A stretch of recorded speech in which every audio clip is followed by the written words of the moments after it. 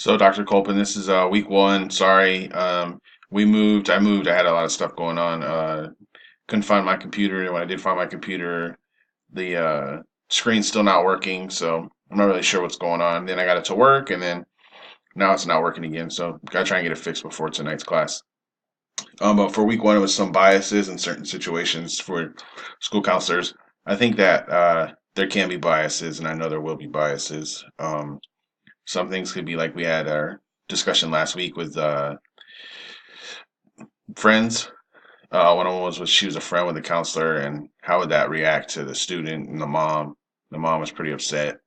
She was upset at the counselor. I mean, sorry, she was upset at the teacher, and then the teacher and the counselor were good friends.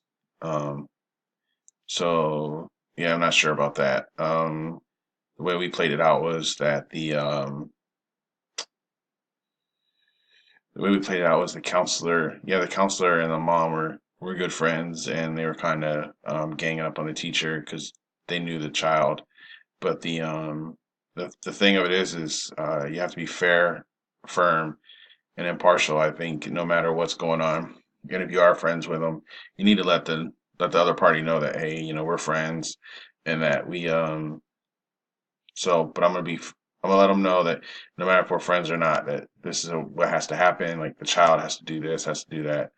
Um, as much as it's sad to say, there probably will be some racial, maybe, hopefully not racial biases, or if somehow they find out their religious preference, especially if they're from the Middle East or whatever, maybe they're wearing something, or they have a tattoo, or they're wearing some sort of necklace or something like that that shows what they are, or something like that.